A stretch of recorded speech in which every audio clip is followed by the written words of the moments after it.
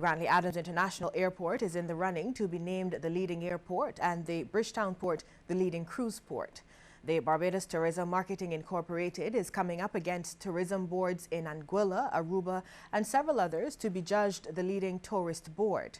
The Lloyd Erskine Sandiford Centre is also in the running once again to be named the leading meeting and conference centre.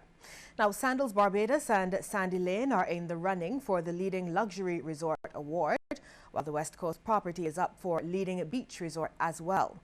Coral Reef Club is nominated in the leading boutique hotel category, Ammon Beach leading family resort, and Fairmont Royal Pavilion for the leading green resort.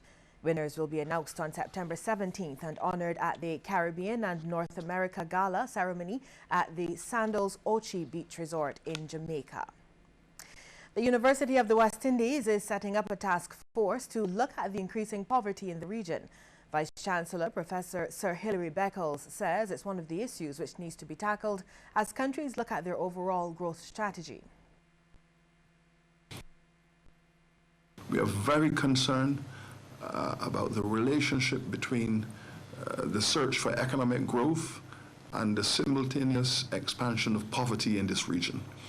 And we are going to be putting together a task force to look at this across the region and to go about that anti-poverty strategy as we pursue economic growth in much the same way.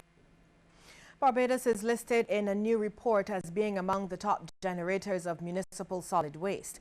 The island is said to be producing 4.75 kilos per capita per day. This is according to the World Bank municipal waste management data compiled by worldatlas.com. The World Bank defines municipal solid waste as including non-hazardous waste generated in households, commercial and business places, and non-hazardous industrial processed wastes, agricultural waste, and sewage sludge. The report also states that ocean pollution and the welfare of the marine environment are among the most pressing public health concerns facing Barbados.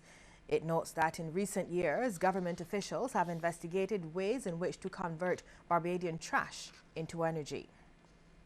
Medical officials say kidney disease is a growing worry, with more than 80 times the patients in less than 20 years. As the Queen Elizabeth Hospital celebrated World Kidney Day this week, staff indicated Barbadians aren't doing enough to take care of their kidneys. Now, the kidney is the organ that keeps the blood clean, and patients with kidney disease usually have their blood clinically purified through dialysis. Peritoneal dialysis coordinator at the hospital, Marcellus Seeley, says she's seen an influx of patients since she started work in 1999. They had 30 patients on the dialysis at that time, and now we have over 250 patients. What do you think is the main cause of that? Lifestyle. Persons need to do lifestyle changes. They need to take the medication that is ordered for them by the doctor, especially at-risk persons who are hypertensive and diabetics. Seeley believes less exercise and more processed and fast foods have contributed significantly to the rise in kidney disease. Now, another medical facility warned people to be careful when planning their renal diets, that is, the type of diet which helps reduce the amount of waste in the bloods. Jules Reed of Sills Dialysis Barbados says patients need to avoid potassium as much as possible for the sake of their health. So her organization has created a guide on how to create an indigenous meal plan. When you Google renal diet, you will see a very North American, very European diet. It wouldn't cover stuff like our akis and our dunks and our breadfruit and stuff that's indicative to the Bayesian culture, what we like to eat. So basically this brochure will tell you about the potassium that's in all of our local fruits and vegetables. So then they can make an educated decision on what they're going to eat and drink and how much of it that they can have. Skygazers are in for a treat, as this month is the perfect time to observe the solar system's largest planet, Jupiter. The planet reached opposition on Tuesday. This means that it sits in the opposite part of the sky to the sun. The planet is now the brightest object in the night sky, with the exception of the Moon and the International Space Station. President of the Barbados Astronomical Society, Ricardo Small, explains the process. This happens like once every year, but I must tell you that Jupiter takes about 59 years to orbit the Sun. Earth only takes 365 and a quarter days. So at some point in time, Jupiter and the Earth will be on the same side of the Sun. When that happens, Jupiter goes into what we call opposition. Okay? Now, Jupiter also orbits the Sun in what we call elliptical orbit, which means that at some point in Jupiter's orbit, it is closer to the Sun than at other times. In other words, when Jupiter is at perihelion, that means it's closer to the Sun. Now, if Jupiter happens to be at perihelion at the same time that is in opposition to then Jupiter is in a very, very favorable position to be viewed from the Earth. And with Jupiter so close to the Earth, the Harry Bailey Observatory is planning a Jupiter night tomorrow. Mr. Small says several telescopes will be set up to view the planet. In the same vein as we had the Saturn night last year. Now, Jupiter will be spectacular in the telescope. We will have a series of telescopes at the observatory where we will be able to view Jupiter from various points on the observatory's grounds, as well as in the main telescope dome. Okay? So, on the Saturday night, Jupiter will be available to be viewed by the public, and we will have presentations and lectures on Jupiter, short lectures on Jupiter, and the public is invited to come and see what Jupiter is all about, the history of the planet, what is the nature of Jupiter, is the biggest planet in the solar system, and all the facts that they would not have previously known, they will be available to them on Saturday night.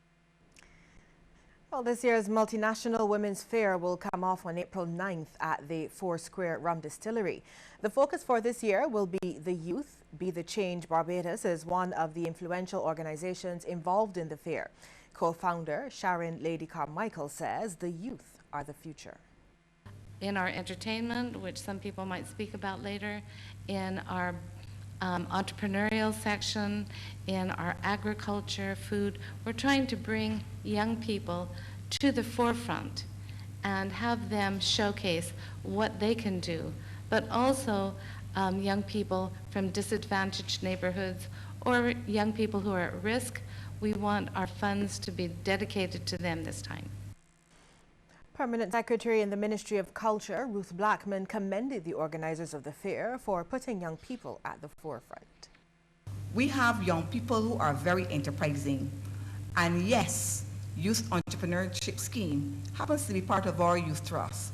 We just had our award ceremony, and it was such a pleasing thing to witness companies which started under YES 20 years ago. They're still going.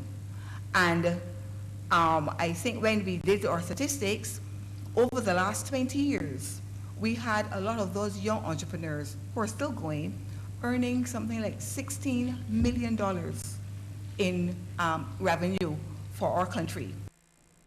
We'll take a break here, but when we come back, regional and international news. The Aries 11 Plus Challenge is back. Each week, students from 2 primary schools take the challenge in hopes of being crowned this year's winner. This competition is fast, fun, and exciting. Take the viewer challenge and see how you match up against our students to win prizes. Can you handle the challenge? Tune in to CBC TV on Sundays. It all starts March 6th on CBC at 5:30 p.m. Come for the challenge, stay for the fun. As we count down to the golden anniversary of independence, CBC embraces faith, the confidence that what we as Barbadians hope for will actually happen, the belief that faith gives us the assurance of things we cannot see, and the expectation that there will be a tomorrow, the trust in knowing that when we take that leap, someone will be there to catch us. CBC, celebrating our golden treasure.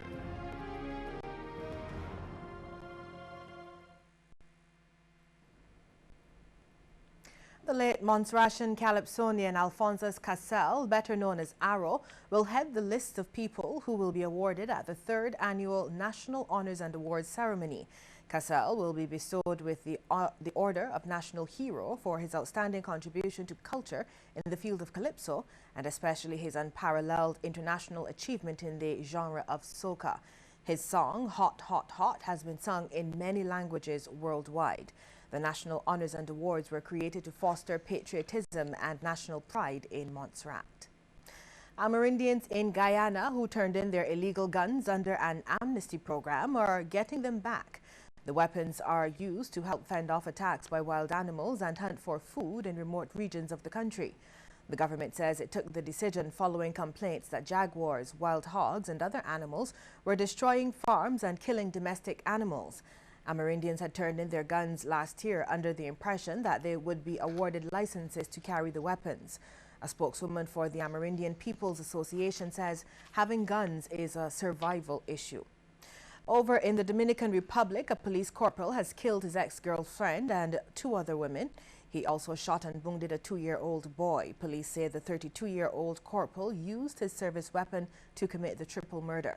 Initial indications are that the officer may have killed his 17-year-old ex-girlfriend because she was in a relationship with another man.